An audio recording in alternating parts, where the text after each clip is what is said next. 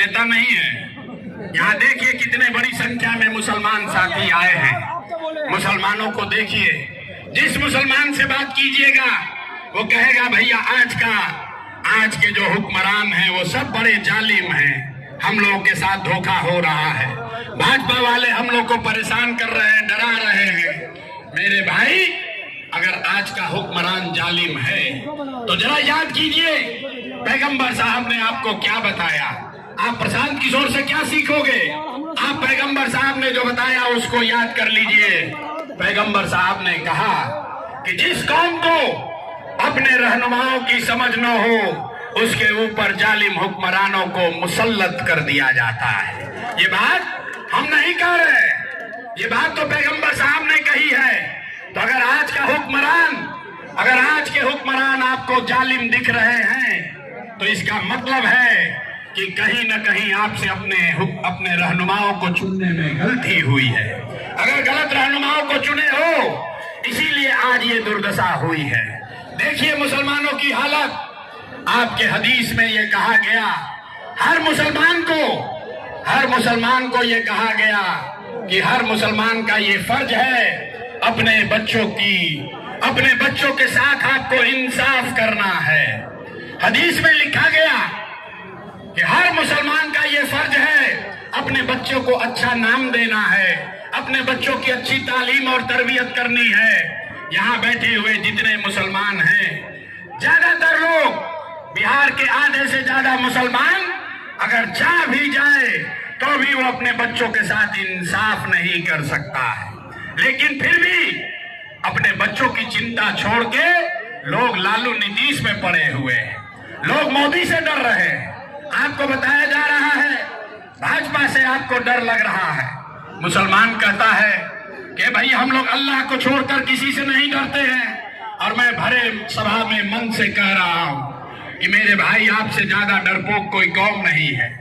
आप इतने ज्यादा भाजपा से डरे हुए हैं कि जिन लोगों ने आपके बच्चों का ये दुर्दशा कर दिया है उसके साथ भी आप खड़े होने को तैयार हैं, क्योंकि आपको भाजपा से डराया जा रहा है।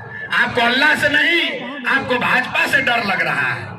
आपको इस्लाम में बताया गया कि हक और बातिल में आपको हक के साथ खड़ा होना है। लेकिन आप अपनी दशा देखिए, आपको हक की चिंता नहीं है, आपको तादाद की चिंता है। आप यहाँ बैठ के ये गुनागणित कर रहे हैं कि कौन ऐसा आदमी है, कौन दल है जो भाजपा को हराएगा। भाजपा को हराने वाले अगर तादाद में बातिल भी दिखते हैं तो उनके साथ भी मुसलमान चलने को तैयार है। अब फिर कहता है कि हम लोग की दुर्दशा हो रही है।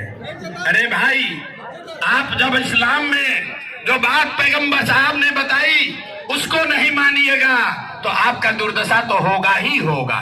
किसी प्रशांत किशोर की जरूरत नहीं है। अगर आपको अपने बच्चों की चिंता नहीं है तो प्रशांत किशोर, लालू यादव, मोदी और नीतीश कुमार आपके बच्चों की चिंता क्यों करेगा? जरा अब एक सवाल अंतिम पूछेंगे, इसके बाद आपको इससे निकलने का एक रास्ता मंत्र सिखाएंगे।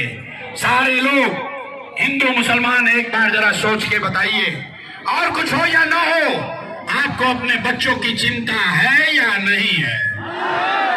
जरा देखिए कितने लोग हाथ उठाते हैं। अपने बच्चा के लिए हाथ नहीं उठाता है भाई। हाथ उठाकर बोलो, आपको बच्चों की चिंता है कि नहीं है? जरा जोर से बोलिए, है?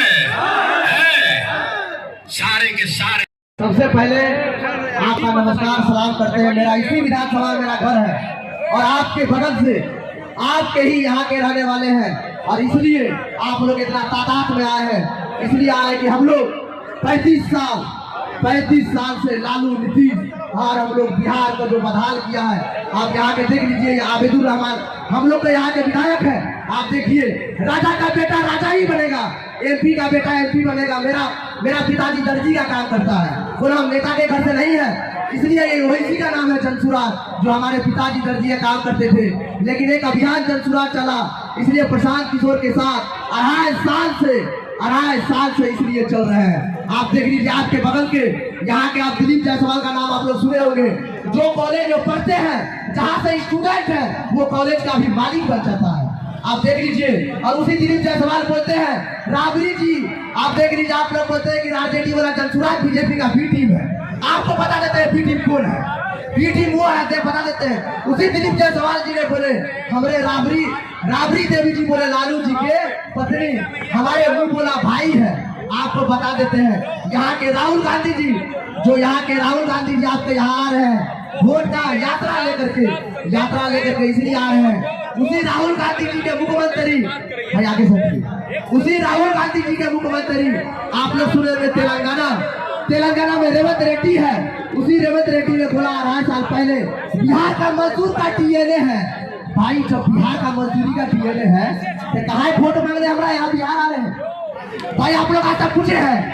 अरे आप लोग यहाँ बैठे हैं, आपका बच्चा दिल्ली जा रहा है कमाने, लेकिन आप लोग को दया नहीं आ रहा। लालू जी का बच्चा को दीजिएगा, उसका बेटी उसका बेटा को दीजिएगा, लेकिन आपका बच्चा का चेहरा नहीं दिख रहा है। इसलिए हम आपसे कोई नाराबाजी हम लोग नहीं लगाते हैं।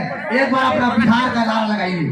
इसलिए ये कोई नेता का नारा नहीं है, लालू या नीतीश कोई प्रशांत किशोर का भी नारा नहीं है। एक बार आपको बोलेगा जय बिहार का लगाइएगा ना नारा। अरे आप लोग लगाइए, अरे अभी भी करिए। अरे 3 महीना समय है, इसी 3 महीना से जिसका वोटर लिस्ट से नाम कटा है, 2 लाख आदमी का अररिया जिला से नाम कटा है। जो आदमी का नाम कटा उसी वोट का चोट इस बार भाजपा को हम लोग देंगे। अरे नाम कितना नाम काटेगा, इसलिए उसका हम लोग चोट अभी देंगे। नहीं 3 महीना आप लोग याद रखिएगा। इस प्रशांत किशोर अपना घर परिवार छोड़ के 3 साल चले हैं। आप लोग इस बार चुकिएगा नहीं, इस बार आप लोग चुकिएगा नहीं, इसलिए नहीं चुकिएगा। ये आपके गांव के बेटे जो आपके इसलिए चल रहे हैं कि ताकि बिहार में बदलाव हो, ऐसा आप लोग चुकिएगा नहीं। इसलिए जो प्रशांत किशोर आपके बीच में आने वाले हैं, इसलिए एक बार चाहे बिहार का नारा लगाइएगा। आप लोग नारा लगाइएगा ना। अरे हम भी आपके बेटे हैं। अरे मेरा पिताजी दर्जी के काम करते थे, बोलो ये नेता घर से नहीं आए हैं, इसलिए वही ताकत है जनसुराज। आप लोग सब आदमी एक बार बिहार को तो आपका 38 रैंक में बिहार, उसको 10 नगर राज्य में लेकर जाया जाए। एक बार नारा लगाइए जय बिहार का, जय बिहार। अरे भाई हमारा अररिया का आदमी है तो भैया बेइज्जती आप लोग करा दीजिएगा, बेइज्जती करा दीजिएगा। प्रशांत किशोर जी क्या बोलेंगे? भाई अररिया का आदमी है तो बेइज्जती नहीं कराइएगा, भाई बेइज्जती आप लोग ना कराइएगा। जय बिहार, जय बिहार। आप लोग का बहुत बहुत धन्यवाद। प्रशांत किशोर जी को सुन के जाना है।